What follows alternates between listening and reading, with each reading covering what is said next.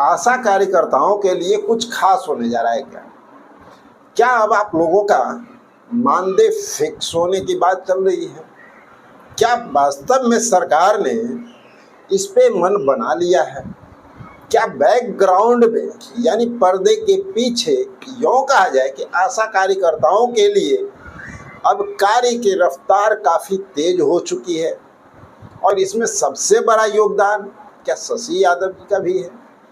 साथियों, जैसा कि आप लोगों को पता है कि अभी हाल फिलहाल में आशा घर बनाने की बात कही गई और सिर्फ यहाँ पर रुका नहीं गया, एकाएक ये खबर निकल के सामने आती है। आप लोग जानते हैं ना, पहले से कोई चर्चा नहीं थी। तो मांग क्या था? मानदेय वृद्धि का मांग था। लेकिन आशा कार्यकर्ताओं का एक बड़ा मांग था कि भाई जब भी हम हॉस्पिटल जाते हैं किसी पेशेंट को लेकर के, तो सारी दुनिया के लिए वहाँ सुविधा है और हम लोग को बरामदे पर बैठने तक की सुविधा नहीं है। सेवा हमें करनी है पर व्यवस्था हमारे लिए कुछ भी नहीं है। एक आशा घर तो होनी ही चाहिए और वो मांग एकाएक सरकार पूरी करती है। अब सोच लीजिए कि बैकग्राउंड में किस तरह का खेला चल रहा था। एकाएक मांग पूरा ही नहीं होता है।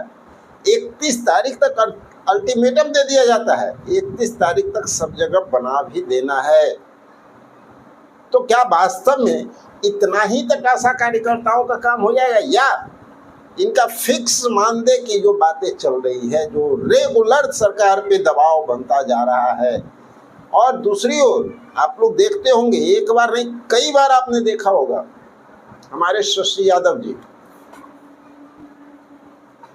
तो आशा कार्यकर्ताओं के लिए इतना हो गया और फिक्स मानदेय की जो बात चल रही थी, क्या अब वो पूरा होने जा रहा है? चलिए, आज बहुत बड़ी जानकारी लेकर के आए हैं आप लोगों के लिए। आशा घर से निकल करके अब उनका मानदेय फिक्सिंग पे जो बातें हो रही है, सम्मानजनक मानदेय की जो बात हो रही है, उन सारी मैटरों पे आज विशेष बातें आप लोगों के लिए यहाँ पर शुरू करते हैं। बिहार सरकार ने 31 अगस्त तक हर जिले में आशा घर बनाने का आदेश तो दे दिया। इसके लिए हर जिले को 2 लाख रुपए भी भेज दिए गए। लेकिन आज बिहार के लाखों आशा बहनों का सरकार ने एक बहुत सीधा सा सवाल है, यह है कि क्या सिर्फ आशा घर में रुकने की जगह मिल जाने से एक आशा दीदी के परिवार का पेट भर जाएगा? क्या रात बिरात डिलीवरी के लिए दौड़ने वाली हमारी जो बहनें हैं, तो क्या प्रोत्साहन राशि के टुकड़ों पर ही उन्हें जिंदा रहना पड़ेगा? आशा घर तो सिर्फ एक झांकी है और अगली कैबिनेट जो बैठक फिक्स मानदेय की कोई बहुत बड़ी फाइल खुलने वाली है क्या? चलिए जानते हैं। साथियों, सबसे पहले उस आदेश की बात करते हैं जिसने पूरे स्वास्थ्य विभाग में हलचल मचा दिया। राष्ट्रीय स्वास्थ्य मिशन NHM और राज्य स्वास्थ्य समिति के एकदम सख्त निर्देश जो जारी किया है कि 31 अगस्त 2026 तक हर जिले और अनुमंडल में अस्पतालों में आशा घर चालू हो जाना चाहिए। इसमें 6 बेड, एक मीटिंग रूम, अटैच बाथरूम, सुरक्षा के लिए अलमारी और इलेक्ट्रॉनिक केतली जैसी सुविधाएं दी जा रही है।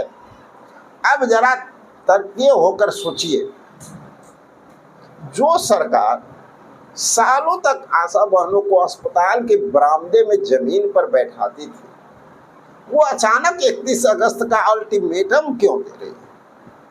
साथियों, इसका सीधा सा मतलब है, सरकार के पास ग्राउंड लेवल की रिपोर्ट पहुंच चुकी है कि इनकी जो एकता है और जो संख्या बल, उसको देखते हुए इन महिलाओं का वोट बैंक को अपने साथ सरकार मिलाना चाहती है। और इसके लिए अब आशा कार्यकर्ताओं को नज़रअंदाज तो नहीं किया जा सकता। नज़रअंदाज करके आपको क्या लगता है, इतने बड़े वोट बैंक पे सरकार सेंध लगाने देगी, एकदम मौके की तलाश में इन्हें जाने नहीं देगी। इन्हें ग्राउंड लेवल का रिपोर्ट मिला है, अब इस पे जो है ना सरकार कस कर पड़ेगी। तो आशा कार्यकर्ताओं को नाराज करने काम नहीं है चलेगा। यह सम्मान सिर्फ शुरुआत है। साथियों, सरकार एसी कमरों में बैठकर योजनाएं बनाती है, लेकिन उन्हें जमीन पर उतारने का काम आप लोग करते हो। जो संविदा कर्मी हैं, जो आशा कार्यकर्ता है, हमारी आशा बने जब फील्ड में टीकाकरण सर्वे के लिए जाती है तो उन्हें दिन भर घर से बाहर रहना पड़ता है।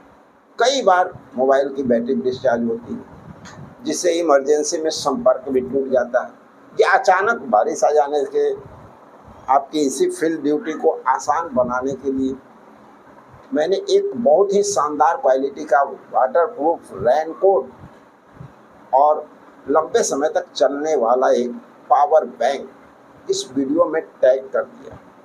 आपको कहीं जाने की ज़रूरत नहीं है, बस व्यू प्रोडक्ट जो नज़र आ रहा है उस पर क्लिक करके और आप यहाँ से परचेज कर सकते हैं। ड्यूटी के लिए इसे एक बार चेक जरूर कीजिए।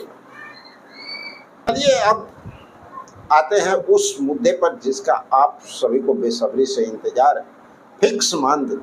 दोस्तों, जब सरकार आशा घर के संचालन और रखरखाव के लिए बाकायदा संचालित समिति बना रही है, तो इसका मतलब है कि आशा कार्यकर्ताओं को अब पूरी तरह से सिस्टम पर अस्थायी हिस्सा माना जा रहा है। और जब सिस्टम का अस्थायी हिस्सा माना जा रहा है तो पता है ना कि आपके लिए सरकार क्या सोच रही होगी। अंदर की खबर ये है, पेरोल मैनेजमेंट की जो फाइलें वित्त विभाग के पास गई, उसके साथ साथ आशा कार्यकर्ताओं की प्रोत्साहन राशि वाली सिस्टम को खत्म करके एक सम्मानजनक फिक्स मानदेय लागू करने पर भी मंथन चल रहा है, विचार चल रहा है। और इस तरह से, जिस तरह से अभी आपने देखा आंगनबाड़ी सेविकाओं के लिए रातों रात नियमावली 2026 पास हो गई, उसी तर्ज पर आने वाली कैबिनेट बैठक में आशा कार्यकर्ताओं के लिए कोई बड़ा फैसला देखने को मिल भी सकता है। आपको बस अपनी एकजुटता बनाए रखनी होगी। और पता है ना, शशि यादव शुरू से लेकर आप लोगों के लिए लगातार आपकी लड़ाई में आपके साथ बने हुए हैं और सरकार से डिमांड भी होती रहती है, सरकार पर प्रेशर भी बनाए रखते हैं। 30 अगस्त तक आपके जिले में अस्पताल में आशा घर का काम शुरू होता है या नहीं, इस पर पैनी नज़र बना करके रखना है। आप किस जिले से आते हैं, आपके यहाँ आशा घर कि क्या स्थिति है, कमेंट बॉक्स में अपने जिले का नाम जरूर लिखिए। अगर आपको हमारा यह विश्लेषण पसंद आया हो तो चैनल को सब्सक्राइब कर लीजिए, बेल आइकन को दबा लीजिए। चलिए मिलते हैं एक और ज़बरदस्त इन्फॉर्मेशन के साथ अगले वीडियो में। जब तक के लिए जय हिंद।